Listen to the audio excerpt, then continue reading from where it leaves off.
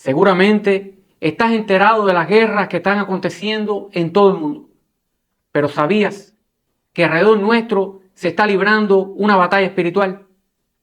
¿Sabías que estamos enfrentando un enemigo poderoso que intenta continuamente tomar nuestra alma y lanzarla al infierno? Dios te bendiga, mi hermano, en esta noche es mi deseo. Batalla espiritual es el tema que estaremos tocando en esta noche. Para ello, quisiera convidarte a la palabra de Dios en el libro de Éxodo, capítulo 3, versos 7 al 9.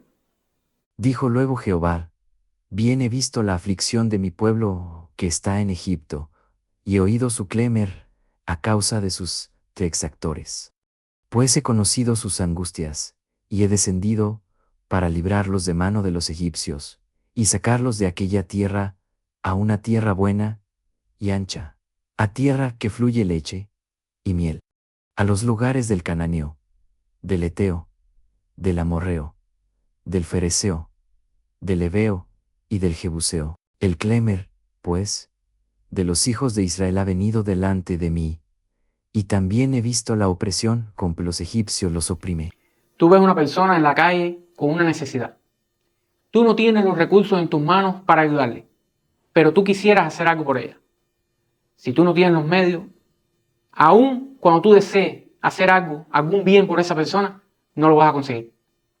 Piensa ahora conmigo. Tu mejor amigo está con una deuda de $100,000. Tú tienes intención de ayudarle. Incluso estás sobre riesgo de ir a la cárcel. Pero tú no tienes ni un centavo para darle. Ni tienes forma de conseguir ese dinero. Tú puedes venir y hacerle promesas a tu amigo y decirle que todo se va a resolver, que van a conseguir el dinero. Tus promesas serán vanas y vacías, ineficientes. ¿Por qué? Porque tú sabes que tú no tienes la forma, los medios para conseguir ese recurso. Hermanos, tenemos que decir que con Dios es totalmente diferente. Dios es un Dios que promete y honra sus promesas, porque Dios tiene los recursos en sus manos para hacerlo. Ahora Dios le está diciendo a Moisés, yo voy a libertar a mi pueblo Israel, que está esclavo en Egipto. Estamos hablando de Egipto, que era una de las naciones más poderosas de este tiempo, una de las potencias militares del tiempo de Moisés. Y el pueblo de Israel estaba esclavo de aquella nación. Un pueblo sin ninguna experiencia en la guerra, sin armamento, sin entrenamiento militar. Aún así, Dios está diciendo que los va a libertar, que lo va a hacer porque Él tiene los recursos para libertar a su pueblo, que lo va a hacer porque en su corazón está la voluntad de hacerlo y porque Él tiene la autoridad para hacerlo. Ese es el Dios en el cual creemos. Hacía 400 años, Dios había prometido para un hombre llamado Abraham que de él haría una gran nación, que ellos permanecerían esclavos por 400 años en una tierra extranjera, es el pueblo de Israel. Pero después de ese tiempo, Él se levantaría y los libertaría de aquella esclavitud y los traería a una tierra que sería una tierra rica, conocida en la Biblia como una tierra que produciría leche y miel. Hermano, Dios es un Dios que puede honrar sus promesas, pero habían pasado 400 años y la promesa de Dios no se había cumplido. ¿Y qué fue lo que activó el cumplimiento de aquella promesa? Dice la Biblia que el clamor del pueblo se escuchó en la presencia de Dios. Dios escuchó aquel clamor y trajo una respuesta para su pueblo. Y por eso fue que llamó a Moisés para que fuera y libertara al pueblo de Israel. Y tú, hermano mío, estás pasando por una situación difícil. Estás atravesando una crisis en tu vida, una crisis matrimonial, una situación de familia. Estás quebrado financieramente. ¿Qué estás haciendo en esta situación difícil que estás enfrentando? ¿Se está escuchando tu clamor en el cielo? ¿O esa crisis ha enmudecido tu voz y ya no se escucha tu clamor? Quiero decirte que las promesas que tenemos nosotros como cristianos, si tú eres temeroso de Dios y has entregado a Jesucristo tu corazón, promesas tenemos de una vida eterna, pero también tenemos promesas en esta tierra de suceso en nuestro empleo. Tenemos promesas en esta tierra de bendición sobre nuestra familia. Tenemos promesas en esta tierra de sanidad de Dios. Y las promesas de Dios van a cumplirse en tu vida. Si tú eres una persona que permanece clamando y confías, si doblas tus rodillas delante del Altísimo, aquel que puede cumplir las promesas que ha hecho, sin duda, Dios cumplirá su palabra. Dios hará realidad sus promesas. ¿Y qué es lo que sucede cuando Dios desciende para cumplir sus promesas sobre nuestras vidas? ¿Será que el diablo se queda allá en un rincón inoperante? ¿O inmediatamente trata de resistir para que las promesas de Dios no se cumplan en nuestra vida? Eso lo vamos a ver ahora en una posición que vamos a leer aquí también en Éxodo, en el capítulo 5, del verso 7 al 9. Después Moisés y Aarón entraron a la presencia de Faraón y le dijeron: Jehová el Dios de Israel dice así: deja ir a mi pueblo a celebrarme fiesta en el desierto. Y Faraón respondió: ¿quién Jehová? Para que yo oiga su voz y deje ir a Israel. Yo no conozco a Jehová, ni tampoco dejaré ir a Israel. Jehová peleará por vosotros, y vosotros estaréis tranquilos. Aquí, en este texto que acabamos de leer, el faraón, él simboliza a Satanás. Moisés entró a la presencia de aquel hombre y le declaró: Jehová de los ejércitos, el Dios de los hebreos, me manda a decirte que deje ir libre a su pueblo para que le adore y le sirva en el desierto. ¿Y cuál fue la actitud del faraón? El faraón desafió a Dios. Le dijo a Moisés: yo no conozco a Jehová, y este pueblo que está esclavo en mi tierra no va a salir al desierto a servir ni a adorar a Jehová. Y hermanos, esa es la misma situación que acontece en nuestra vida. Cuando nos levantamos en fe, cuando declaramos que a partir de aquel momento vamos a vivir en santidad, en integridad, ahí se levanta el diablo y coloca en nuestra mente pensamiento y nos dice que ¿quién es Jehová? Que Jehová no tiene poder para librarnos de su mano y que seguiremos siendo esclavos en su dominio. Y no entendemos, hermanos, muchas veces que esto es una mentira del diablo. El diablo él sabe que él está derrotado, que Jesucristo de Nazaret lo derrotó en la cruz de Calvario, que si hemos entregado nuestra vida a Jesucristo, somos totalmente libres del dominio del diablo.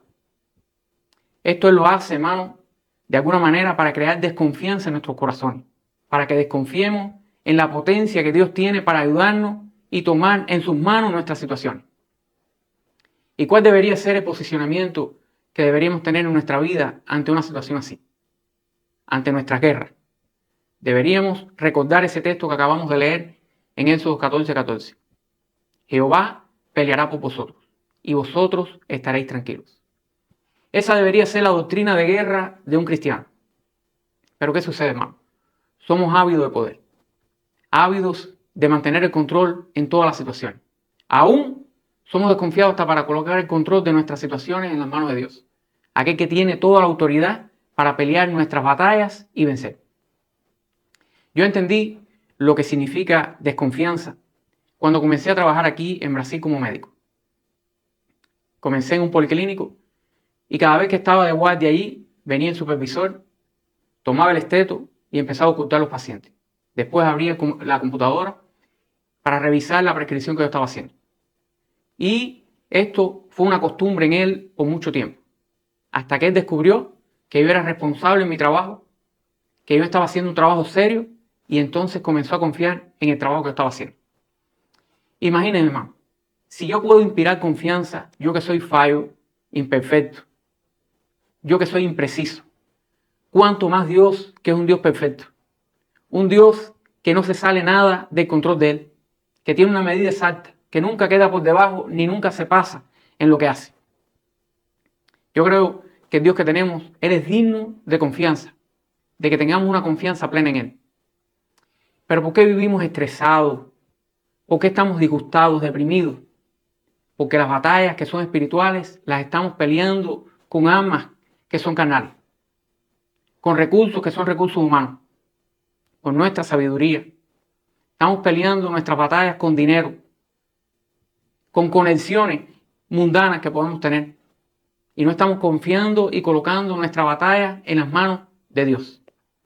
Yo quisiera que usted entendiera con una ilustración que le voy a hacer ahora un poco lo que significa luchar junto a Dios y lo que significa luchar solo contra el diablo. Usted conoce seguramente la historia un poco respecto a los samuráis. Los samuráis eran guerreros japoneses que eran extremadamente letales. Usted piense ahora conmigo. Usted acaba de desafiar a un samurái para tener una batalla contra él. Usted se coloca frente a ese samurái y usted va a desenfundar su espada. ¿Cuánto tiempo usted cree que usted durará en una batalla frontal contra ese guerrero tan temible? Seguramente serán segundos. Eso es lo que sucede en nuestras vidas cuando luchamos nuestra batalla solo, sin Dios, contra Satanás. Ahora piense en una situación diferente. Usted ha desafiado a ese mismo samurái, pero ahora usted está a 20 metros de él y está con una pistola en su mano. Cambió completamente la situación. Ahora usted está en ventaja. Con seguridad usted va a ganar la batalla. Eso es lo que sucede en nuestra vida cuando peleamos con Dios juntos. Cuando colocamos al Señor Jesús para que Él pelee en nuestro lugar contra el diablo. Ahí vamos a tener ventaja. ¿Y qué es lo que dice la palabra del Señor?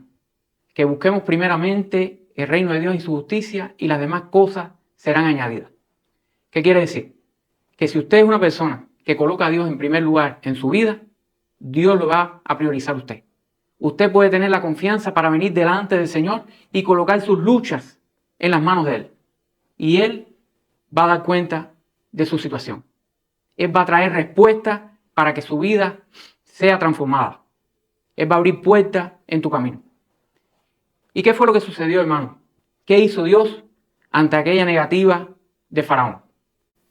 Lo que Dios hizo fue que trajo 10 plagas contra aquella nación. 10 plagas que destruyeron la salud y la economía de aquel imperio. Plagas que fueron una confrontación directa contra los dioses de aquella nación. Muchos estudiosos consideran que la nación de Egipto tenía más de 80 dioses. Imagínense usted. Las primeras plagas, las primeras 4 plagas, fueron plagas de advertencia. Si usted lee en la Biblia, usted va a percibir que estas primeras 4 plagas no fueron tan destructivas. ¿Por qué? Porque Dios es un Dios de oportunidades. Aún Él da oportunidades para aquellas personas que son impías. Porque dice la Biblia que Dios no desea la muerte del impío, sino que el impío se vuelva a Él y se arrepienta. Entonces las primeras 4 plagas, primero, Dios tornó las aguas del río Nilo en sangre. Después trajo ranas sobre toda la tierra de Egipto, piojos y finalmente moscas. Mas aún así, aún con aquella amenaza, el faraón endureció su corazón y no se arrepintió. Se recusó a dejar ir libre al pueblo de Dios. Entonces Dios subió la parada y vinieron 4 plagas que fueron extremadamente destructivas respecto a la salud y a la economía de aquella nación. La 5ª plaga, Dios trajo úlceras sobre todos los hombres. Una enfermedad ulcerosa sobre el cuerpo de aquel pueblo. Después, Dios mató todo el ganado de Egipto, el ganado que estaba en los campos. Después, el Señor trajo una plaga de granizo. Cayeron granizos de fuego del cielo que quemaron las cosechas de aquella nación. Y lo que había quedado de aquellas cosechas fue destruida con la 8ª plaga, que fue una plaga de langostas. De esa manera, aquella nación quedó completamente devastada por la ira de Dios. Pero aún así, el faraón no dejó ir al pueblo. Aún así, una vez más, el faraón endureció su corazón. Entonces Dios trajo las 2 últimas plagas, que fueron una confrontación aún más directa contra los dioses de Egipto. Los egipcios, ellos creían que existía un dios llamado Ra, que era el dios que traía el sol sobre la tierra de Egipto. Por el día, Ra estaba en el mundo de los vivos y ellos disfrutaban de la luz del sol. Por la noche, aquel dios descendía a las profundidades de la tierra, a los abismos, y comenzaba a luchar supuestamente contra los demonios para libertar las almas de aquellos egipcios que habían muerto. Hasta que al otro día, victorioso, se levantaba sobre la tierra de Egipto y aparecía entonces el sol. Por eso es que los egipcios no salían durante la noche a las calles. Entonces, ¿qué Dios hizo? Trajo una plaga de 3 días de tinieblas. No salió el sol en 3 días, demostrando que Ra no tenía poder ninguno contra el Dios de Israel. Solamente por la palabra de Moisés desaparecieron las tinieblas en la tierra de Egipto. Mas aún así, Faraón no dejó ir libre al pueblo. Entonces Dios trajo la última plaga, la más destructiva de todas, la muerte de los primogénitos. Para los egipcios, el faraón era considerado Horus vivo en la tierra. Horus era para ellos el dios de los cielos. Y asimismo el faraón en su trono ocupaba el lugar de Horus vivo en la tierra para gobernar a su pueblo. El sucesor del faraón, su hijo, iba a ser el heredero de Horus vivo, aquel que se iba a tornar el Horus vivo cuando llegara el tiempo. ¿Qué Dios hizo? Dios mató todos los primogénitos de los egipcios, de aquel pueblo, incluyendo el hijo del faraón. Y aquel que se consideraba el Dios del cielo no pudo hacer nada para impedirlo. Y una vez muerto su hijo, no pudo resucitar a su hijo. Para que usted vea la limitación tan grande que tiene el diablo para luchar contra Dios. El diablo sabe que en una confrontación directa contra el Señor, él no tiene ninguna chance de victoria. Ahora quisiera hablarles un poco, hermano, respecto a las aflicciones del cristiano y a la paz que el cristiano encuentra en Dios. Para ello, me gustaría invitarle a leer una palabra que está allá en el libro de Juan, en el capítulo 16, verso 33. Os he hablado para que en mí tengáis paz. En el mundo tendréis aflicción, pero confiad, yo he vencido el mundo. Si usted le pregunta a un cristiano si él cree que los hijos de Dios en esta tierra pueden enfrentar dificultades y probaciones, sin duda nuestra respuesta será que sí. Posiblemente hasta citemos este texto que acabamos de leer, las palabras del Señor Jesús a sus discípulos. En el mundo tendréis aflicciones. Y lo que sucede, hermanos, es que nosotros los cristianos en esta tierra estamos expuestos a las mismas dificultades que están expuestos a aquellas personas que no conocen a Jesús. Estamos sujetos a los mismos peligros, a las mismas pruebas. Un cristiano, él puede también enfermarse de cáncer, puede padecer un infarto del corazón y puede hasta morir víctima de un accidente automovilístico. Su familia también está expuesta a peligros, a dificultades, a tragedias. Pero hermanos, lo más triste es que aún cuando sabemos que estas cosas pueden pasar en nuestra vida, recordemos solamente del texto de las palabras de Jesús, la primera parte. En el mundo tendréis aflicción. Tal pareciera que el texto termina ahí. Y no recordamos las palabras poderosas que vienen a continuación. Pero confiad, porque yo he vencido al mundo. ¿Y qué mundo Jesús está diciendo en este texto? ¿El mundo físico, material que nos rodea?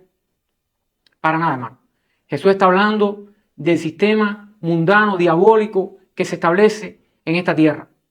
Sistema que insiste constantemente en confrontar la voluntad de Dios para que ella no se establezca, para que las personas no conozcan la libertad que hay en Jesucristo de Nazaret. ¿Y qué está diciendo Jesús? Que estemos confiados, que Él ha vencido ese sistema mundano. Entonces, hermano, ¿por qué será que aún así insistimos continuamente en recordar solamente la primera parte del texto? En el mundo tendréis aflicción. ¿Por qué nos hemos acostumbrado a vivir así? Nos hemos acostumbrado a vivir así porque muchas veces estamos viviendo una vida espiritual mediocre. ¿Por qué? Porque no estamos viendo los milagros de Dios acontecer a nuestro alrededor.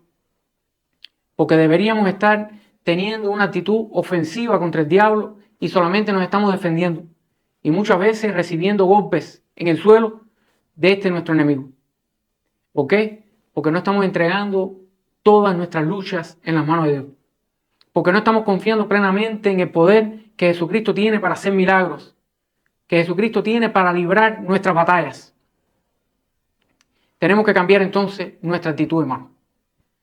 Recordar que es verdad que en algún momento podemos tener aflicciones. Y sin duda alguna, si una persona se enferma de un cáncer, es normal que esté deprimida, que se ponga triste, que se disguste. Pero en la vida del cristiano es completamente diferente a lo que ocurre en aquella persona que no tiene esperanza. El cristiano se levanta en el nombre de Jesús. El cristiano que está lleno del Espíritu Santo de Dios se repone a esa dificultad. Y pueden suceder dos cosas. Puede suceder que el cristiano permanezca la vida toda padeciendo esa enfermedad o que Dios traiga sanidad y haga un milagro. Sea cual sea la situación, lo que ocurra en la vida del cristiano, aún así, si él de verdad está sujetado al Espíritu Santo de Dios, él se va a reponer. Él va a ser restaurado por el poder del Espíritu Santo de Dios. El cristiano también puede padecer crisis financiera, perder su trabajo. puede estar disgustado por un tiempo, pero la tribulación pasará. El cristiano va a recuperar el gozo y Dios va a traer respuestas, bendiciones sobre su vida. ¿Por qué? Porque nuestro Dios es un Dios que cumple sus promesas. ¿Qué dice la palabra de Dios? Que la vida del cristiano debe ser de gloria en gloria y de triunfo en triunfo. Entonces, hermano, el cristiano no cae para quedarse ahí en el suelo. El cristiano cae, pero es levantado por el poder del Espíritu Santo de Dios. ¿Por qué? Porque nuestro Jesús venció el mundo. Yo quisiera que a partir de ahora, cuando recordemos este verso, que en el mundo tendremos aflicciones, no se nos olvide aquella segunda parte tan poderosa que declara que tengamos confianza, que tengamos ánimo, porque el Señor Jesús ha vencido el mundo. Y así mismo, hermano, en aquel momento Dios envió 10 plagas contra la nación de Egipto. Ellos recibieron el castigo y la destrucción de Dios. ¿Por qué? Porque hicieron guerra contra el pueblo escogido de Dios. Porque Dios peleó la batalla por su pueblo. Y en este tiempo que estamos viviendo no es diferente. Dios pelea, hermano mío, tu batalla. Dios no está ajeno a tu necesidad. Y quiero que sepas que aún en medio de tu situación, Dios va a traer victoria a tu vida. En esta noche quisiera recordarte que tenemos una batalla contra fuerzas del mal. Enemigos que se levantan y declaran continuamente que no podemos ser libres. Pero Jehová, el Dios en el cual creemos, Él tiene los recursos, la autoridad y el deseo de libertarnos.